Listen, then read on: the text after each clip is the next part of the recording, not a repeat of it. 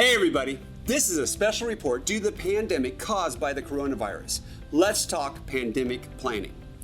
We started this series with a quick review of the FDIC Interagency Advisory Financial Institution Letter, FIL 25-2006. This was a letter released March 15, 2006. And we had a second video on the December 12, 2007 press release about the FFIEC releasing guidance on pandemic planning. Now, let's get into that guidance on pandemic planning. First question that comes up, is there a difference between business continuity planning and pandemic planning? According to the FFIEC, yes, there are distinct differences between pandemic planning and traditional business continuity planning. When you're developing business continuity plans, financial institutions are usually taking into consideration the effect of various natural or man-made disasters that may differ in their severity. These disasters, well, they may or may not be predictable, but they are usually kind of short in duration.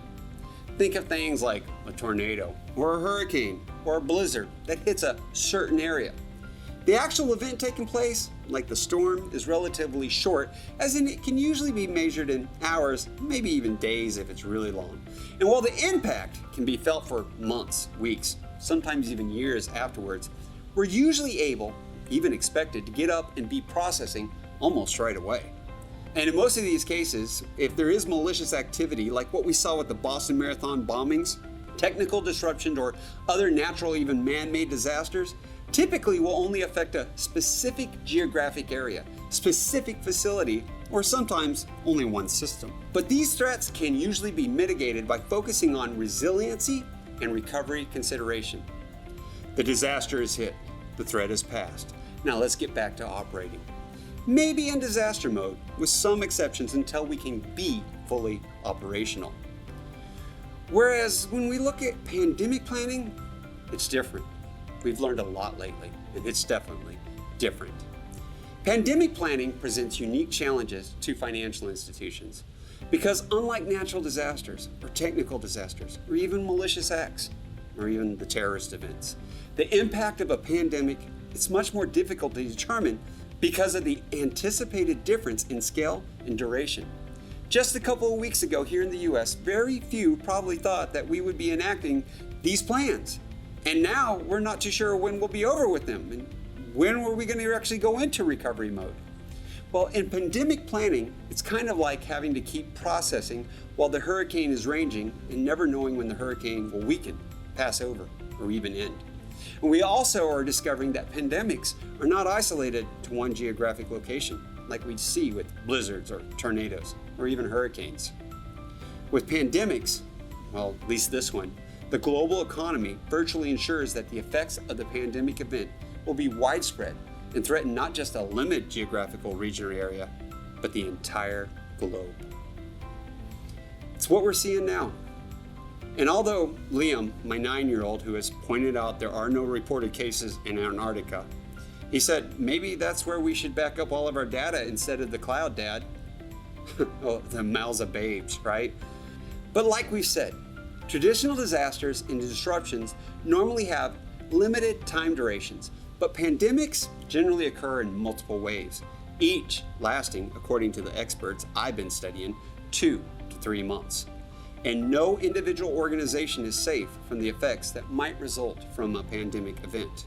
And it could go much, much longer. We'll just have to wait and see.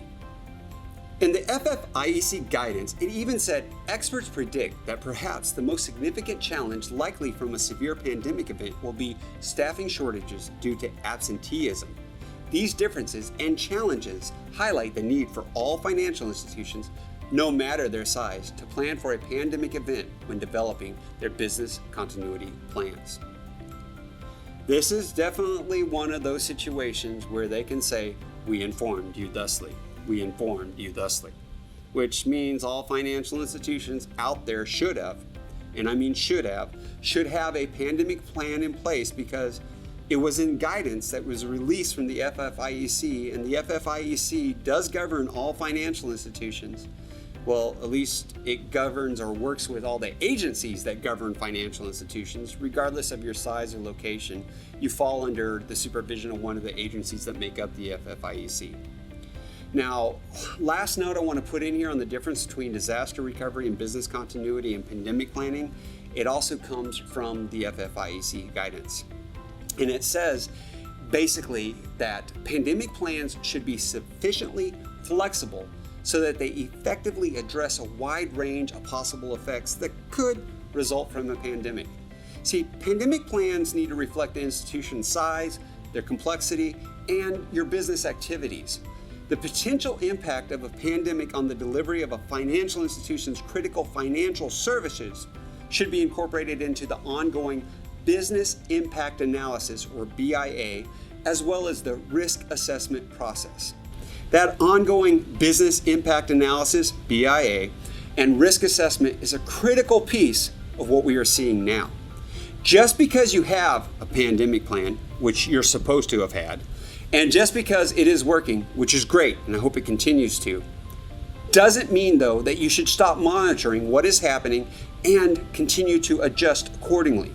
Now, we're going to discuss more about the risk assessment and business impact analysis in upcoming videos in this series.